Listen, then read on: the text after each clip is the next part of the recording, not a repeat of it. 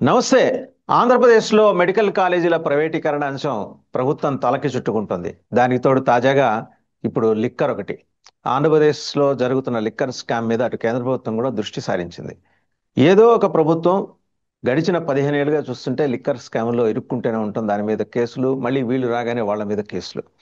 సరే, అవన్నీ అటుంచితే మొన్నటిదాకా వైసీపీ ప్రభుత్వం ఆ, చేసిన కల్తీ లిక్కర్ వ్యాపారం కారణంగా 30,000 మంది చనిపోయారని తెలుగుదేశం మరి కూటమి పక్షాలు ఆరోపించాయి.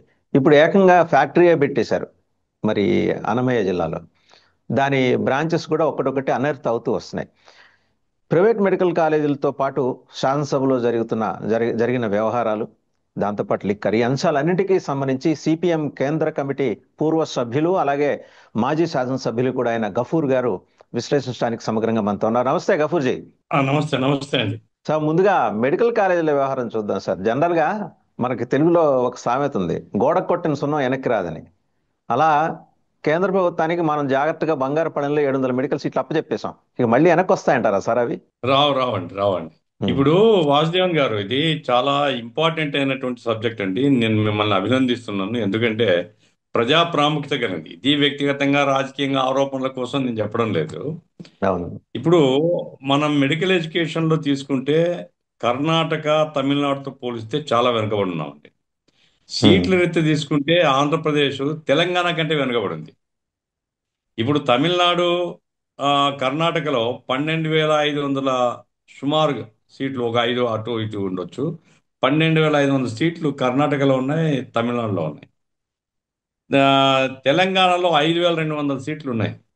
ఆంధ్రప్రదేశ్లోనే 4,046 సీట్లు. కాబట్టి ఆంధ్రప్రదేశ్లో మెడికల్ కాలేజెస్ యొక్క ఆవశ్యకత చాలా ఉంది. ఇది ఒక అంశం. రెండవది ఏమంటే, ఒక వరంలాగా కేంద్ర ప్రభుత్వం ఒక పథకాన్ని ప్రకటించింది.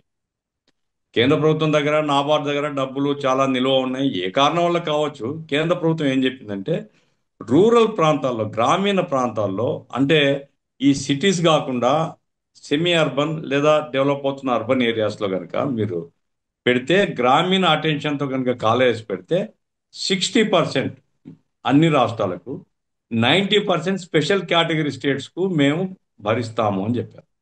ఎంత గొప్ప అవును. వరం అండి అది. మనం స్పెషల్ కేటగిరీ స్టేటస్లో లేము. ఈ దురదృష్టం. వైసీపీ, తెలుగుదేశం ఇద్దరు ముద్దాయిలు దీంట్లో. వీళ్ళు ఎవరికి చిత్తశుద్ధి లేదు. కాబట్టి నిజంగా స్పెషల్ కేటగిరీ స్టేటస్లో ఉండింటే అసలు ఎవరిని అడగాల్సిన పని లేదు. 17 కాలేజీలు వాళ్ళే కట్టేసేవాళ్ళు. ఇప్పుడు అవును. మనం స్పెషల్ కేటగిరీ స్టేటస్ కాదు కాబట్టి 60% సెంట్రల్ అసిస్టెన్స్ ఉంది దీంట్లో. అంటే ఒక మెడికల్ కాలేజ్ కట్టడానికి అవసరమైన డబ్బులో 60% ఆయాచితంగా వచ్చేస్తుంది సెంటర్ నుంచి. ఉమ్. ఉమ్. ఉమ్. 40% మాత్రం మనం భరించాలా. వైసీపీ గవర్నమెంట్ సెంట్రల్ డబ్బులు తీసుకున్నది కూడా సీరియస్గా ఖర్చు పెట్టలేవాళ్ళు. వాళ్ళకి ఆ సిన్సియారిటీ లేదు, అది వేరే సమస్య. అందుకోసం పోయినారు వాళ్ళు. వాళ్ళని గురించి ఎంతసేపు మాట్లాడుకుంటాం మనం. అవును. ఇప్పుడు కూటమి ప్రభుత్వం యొక్క బాధ్యత ఏమంటే, ఎప్పుడైతే కేంద్ర ప్రభుత్వం నుంచి ఒక గొప్ప వరం లాంటిది మనకు వచ్చిందో దాన్ని వినియోగించుకొని మన పిల్లలు, ఇప్పుడు తెలుగుదేశము కూటమి ఉదయం లేచిన దగ్గర నుంచి నా దళితులు, నా గిరిజనులు, నా బీసీలు, బీసీల మీద చాలా స్ట్రెస్ ఇస్తారు కదా. బీసీలు, దళితులు, గిరిజనులు, మైనార్టీలు, ఇటువంటి వాళ్ళందరూ సీట్లు కొనుక్కోలేరండి. వీళ్ళందరూ కూడా పేద మధ్యతరగతి వర్గాలు, అత్యవసర బతుకు. కాబట్టి మెరిట్ ఉండేటువంటి పిల్లలు కూడా మార్కెట్లో సీట్లు కొనుక్కోమంటే కొనుక్కోలేరు. వాళ్ళకి మెరిట్ ఉన్నప్పటికీ నిలిగిపోతారు. కాబట్టి గవర్నమెంట్ కాలేజెస్ ఈ 17 కనుక గవర్నమెంట్ని నిర్వహిస్తే ఎన్ని వందల మందికి మనం పిల్లలకు అవకాశాలు కల్పించవచ్చండి. 50% మెరిట్ మీద పోయినా కానీ మిగతా బి కేటగిరీ సీట్లు ఉన్నాయి, సి కేటగిరీ సీట్లు అవును. ఉన్నాయి, దాంట్లో మెరిట్ తీసుకొని వస్తారు. ఆ రకంగా ఏంటంటే చాలా మందికి అవకాశం ఉంటుంది. కానీ వీళ్ళు ఎందుకో కానీ ఆల్రెడీ ఇప్పుడు మీరు చూడండి, మొత్తం ఖర్చు లెక్కేసినప్పుడు 8,800 కోట్లు. అందులో ఆ 1,500 కోట్లు ఎంతో వాళ్ళు ఖర్చు పెట్టినారు వైసీపీ వాళ్ళు. మిగతా కాలేజ్ సంబంధించి 10 మెడికల్ కాలేజ్లో 11 ఇప్పుడు పెండింగ్ ఉన్నాయి. అవును. వీటిని పూర్తి చేయాలంటే ఒక 5,000 కోట్లు, సుమారుగా 4,500, 5,000 కోట్లు కావచ్చు, 6,000 నాలుగు కోట్లు. వేల తొమ్మిది 4,950 కోట్ల రూపాయలని ప్రభుత్వం నిర్దిష్టంగా చెప్పింది సార్. ఆ ఓకే, డబ్బు 5,000 లేవిట కోట్లు ప్రభుత్వం. అనుకుందాం. ప్రభుత్వం 50 కోట్లు పేదరికం కనుక్కుంటే నడుస్తుంది. 5,000 కోట్లు అనుకుందాం మనం. ఉమ్. 5,000 కోట్ల రూపాయలు ఈ గవర్నమెంట్ దగ్గర లేదండి. ఇప్పుడు ఉమ్. మీరు అమరావతి ఖర్చు పెడుతుంది ఎంతండి? లక్ష అమరావతి అంత కోట్లు ప్రయారిటీ. ఉమ్, 1,00,00,000 రూపాయలు అప్పు తెచ్చి 1,00,00,000 రూపాయలు అప్పు తెచ్చి ఖర్చు పెడుతున్నారే ఎవరి కోసం? ఒక సిటీ డెవలప్మెంట్ పేరుతో. కానీ భావి తరాలు, ఇప్పుడు మెడికల్ విద్య అనేటువంటిది ఎంత ఇంపార్టెంట్ అంటే అండి, ఇప్పుడు ఒక డాక్టరు సామాజిక తరగతి నుంచి, వెనుకబడిన తరగతి నుంచి వస్తే ఓ సామాజిక బాధ్యత ఫీల్ అవుతాడు. నేను తక్కువ వెరీ ట్రూ. ఖర్చుతో నేను చదువుకున్నాను, నేను సమాజానికి సేవ చేయాలనేటువంటి ఒక భావన ఉంటుంది. ప్రభుత్వం నన్ను చదివించింది, ప్రభుత్వం తక్కువ ఫీజులతో ఎంత ఖర్చు పెట్టి చదివించింది, కాబట్టి సమాజం మన కోసం ఇన్వెస్ట్ చేసింది, మనం సమాజానికి ఎంతో కొంత సేవ చేయాలని ఒక సేవా దృక్పథం ఉంటుంది. అట్లా అవును. కాకుండా సీట్లు అమ్మకం మార్కెట్లో పెట్టి నువ్వు కొనుక్కో అని చెప్తే సీట్లు బాగా డబ్బుండేవాడు కొనుక్కుంటాడు. కొనుక్కొని వాడు డాక్టర్ అయిన తర్వాత వాడి భావన ఎట్టుంటది? నేను డబ్బులు పెట్టి కొనుక్కున్నాను, డబ్బులు సంపాదించాలా, సమాజంతో నాకేం పని అనుకుంటాడు. అవును. కాబట్టి విద్యా వైద్యం ఈ రెండు కూడా ఎప్పుడు కానీ ప్రభుత్వము పేద తరగతులకు అన్యాయం చేయకూడదండి. మీరు ఒక రోడ్డు ఇస్తారు ప్రైవేట్ వానికి, ఎవరికేం బాధ లేదు. లేదా ఒక ప్రాజెక్ట్లో ప్రైవేట్ వాడు కట్టి పెడతాడు, సరే కొంత డబ్బులు ఎక్కువ తక్కువ ఏ పెద్ద బాధ లేదు. కానీ విద్యా వైద్యంలో ప్రైవేట్ పెట్టుబడిని గవర్నమెంట్ సపోర్ట్ చేస్తే చాలా నష్టం సమాజానికి జరుగుతుంది. 60% మీరు మీరు ₹1 పెట్టకుండా 60% గవర్నమెంట్, సెంట్రల్ గవర్నమెంట్ ఇస్తున్నప్పుడు 40% పెట్టుకొని మీరు కాలేజీ కట్టుకోలేకపోతే ఎందుకు పరిపాలన చేయాలండి వీళ్ళు? కాబట్టి ఈ ఉమ్. పిపిపి, ఈ త్రిబుల్ పి ఏదైతే ఉందో ఇది చాలా దుర్మార్గం. నేను చెప్తాను ఇంకా కొంచెం ప్రభుత్వానికి, మీరు P4 అంటున్నారు కదా, P4 కింద ఏమన్నా పెట్టుబడిదారుని అడిగి డబ్బు తీసుకోండి. Very true. టాటా గానో లేకపోతే ఇంకోనో పెట్టుబడి పెట్టి అయ్యా మా కాలేజీలకు మీరు సహాయం చేయండి, సమాజం కోసం కదా. కాబట్టి ఆ అవును. రకంగా డబ్బు ఏడన్నా అడుక్కొని వచ్చుకోండి గవర్నమెంట్ దగ్గర లేకపోతే. కానీ ప్రైవేట్ వాళ్ళకి అప్పచెప్తే, సార్ దీంట్లో జరిగేది ఏమంటే వాసుదేవన్ గారు, మాకేం ప్రైవేట్ వాళ్ళకు ఇస్తే నష్టం కాదు. పాయింట్ ఏమిటి? ఇప్పుడు వైసీపీ గవర్నమెంట్ ఉన్నప్పుడు జియో నంబర్ 108 అని ఇచ్చారు. దాంట్లో ఏం చెప్పారంటే వాళ్ళు సి కేటగిరీ సీట్లు అమ్ముకోవచ్చు అని ఉమ్. వాళ్ళు ఒక ప్రొవిజన్ పెట్టినారు. మేము ఆ రోజే వ్యతిరేకించాం సిపిఎం పార్టీగా. ఇది తప్పు. ప్రభుత్వ మెడికల్ కళాశాలల్లో మీరు సీట్లు అమ్ముకునే బేరము, ఇది సమాజానికి వ్యతిరేకము. కాబట్టి మీరు ప్రభుత్వం డబ్బు ఖర్చు పెడుతున్నారు, అన్ని సీట్లు మెరిట్ మీద రిజర్వేషన్ పాటించి మీరు ఇచ్చేయండి, మెరిట్ మీద ఇచ్చేయండి అని చెప్పాము. ఇప్పుడు వీళ్ళు ఏమంటున్నారంటే, ఆ వైసీపీ వాళ్ళు 15% ఇచ్చారు ఎన్ఆర్ఐ సీట్లు, మేము బి కేటగిరీ సీట్లు కూడా అమ్ముకుంటామంటారు. ఉమ్. అంటే ఉమ్. ఏ కేటగిరీ తప్ప మిగతావన్నీ అమ్ముకుంటే ఎవరు కొనుక్కోగలుగుతారండి? ఇప్పుడు నేను 2 సార్లు ఎమ్మెల్యేగా ఉన్నా అండి. నా కుమారుడు ఒకవేళ డాక్టర్ కావాలంటే నేను కొనుక్కోలేను. గవర్నమెంట్ సీట్ వస్తే చదివించుకోడు, గవర్నమెంట్ సీట్ రాదనుకోండి, ఇక ఏదో వేరే కోర్స్ చేసుకోవా అని చెప్తాం. అంటే సమాజంలో ఉండేటువంటి మధ్యతరగతి, దిగువ మధ్యతరగతి ప్రజలకు వైద్యాన్ని దూరం చేయడమే ఇది. ఆ ప్రజలకు కానీ పిల్లలకు కానీ. ఇప్పుడు హాస్పిటల్స్ ఏం చేస్తారు? ప్రైవేట్ చేసి దీంట్లో కండిషన్ ఏం పెట్టినారంటండి, 30% పేమెంట్ పేషెంట్స్ ఉంటారంట. పేషెంట్స్ కూడా 30% పేషెంట్స్కు పేమెంట్ ఉంటేనే డబ్బులు ఉంటేనే వాళ్ళు అడ్మిట్ చేసుకుంటారు.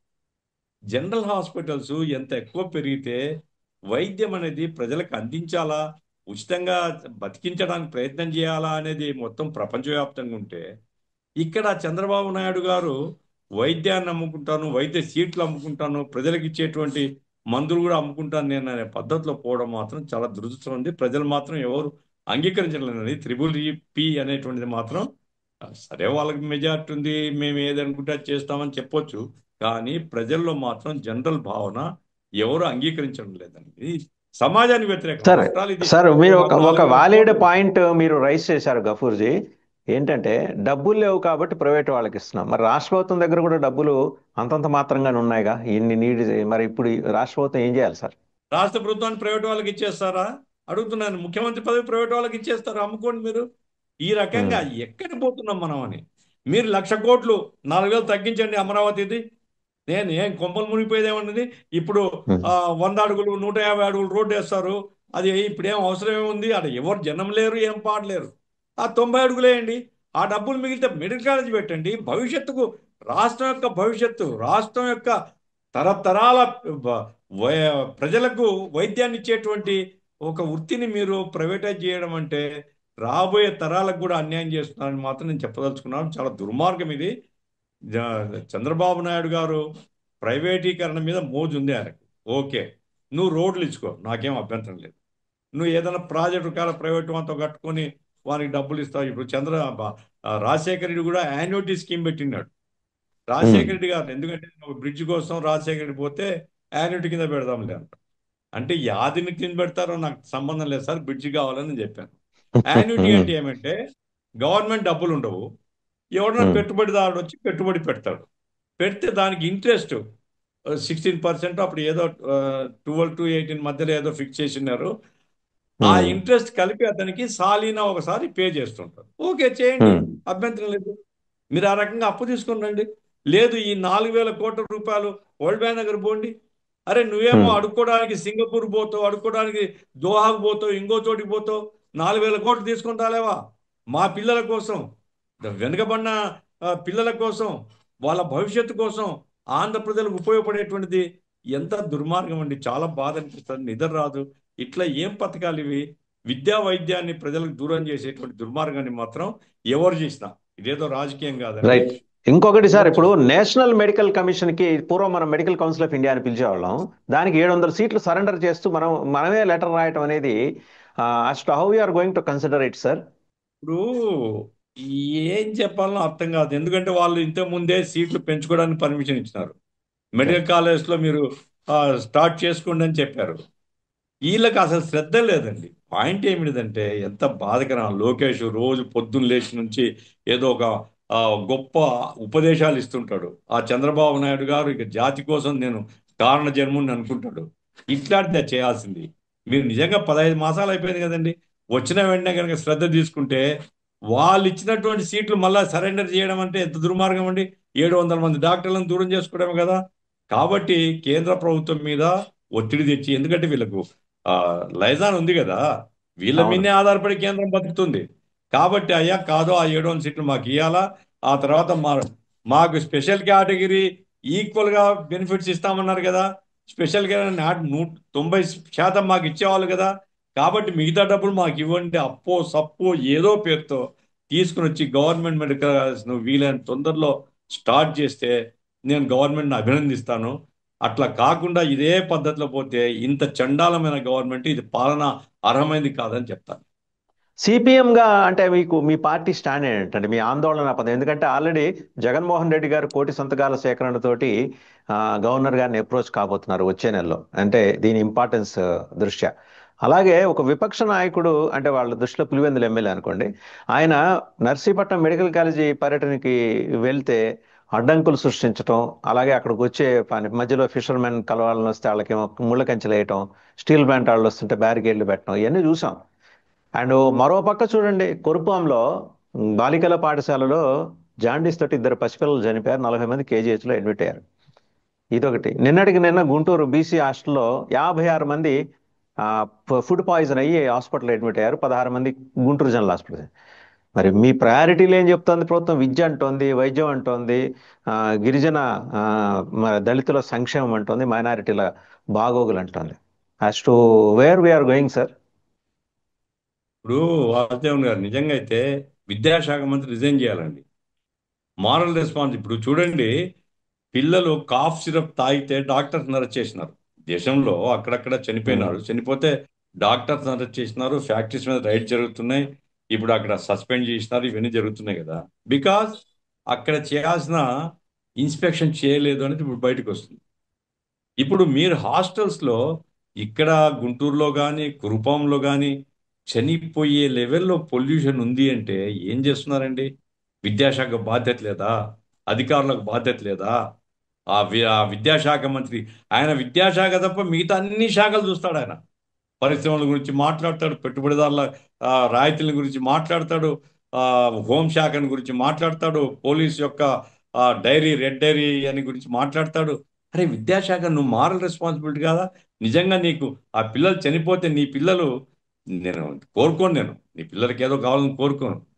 మన పిల్లలకు అట్లయితే ఎంత బాధ ఉంటుందంటే తల్లిదండ్రులకు క్షోభ కాదా? మన దగ్గర చదువు కోసం వచ్చిన పిల్లలు చనిపోతే ఏం మారల్ రెస్పాన్సిబిలిటీ లేదా వీళ్ళకు? కాబట్టి చాలా దుర్మార్గం. హాస్టల్స్ అక్కడే కాదండి, రాష్ట్ర వ్యాప్తంగా హాస్టల్స్ పరిస్థితి దారుణంగా ఉంది. వాళ్ళకు వసతి సరిగా లేదు, తిండి సరిగా లేదు, ఇవ్వాల్సిన బిల్స్ సరిగా ఇవ్వడం లేదు. వార్డన్లు వాళ్ళ ఇష్టాలు, లేదా వాళ్ళ దగ్గర డబ్బులు లేకపోతే ఏదో ఎవడిస్తే అవి తీసుకొని వచ్చి పెడుతున్నారు. చాలా దుర్మార్గం. ఇంతకుముందు అనిత గారు ఏమన్నారు, ఎవరో చర్చి వాళ్ళు అన్నం పెడితే ఆ, తిని ఇద్దరు పిల్లలు చనిపోయినారు విశాఖ దగ్గర. ఈమె పోయింది అక్కడికి.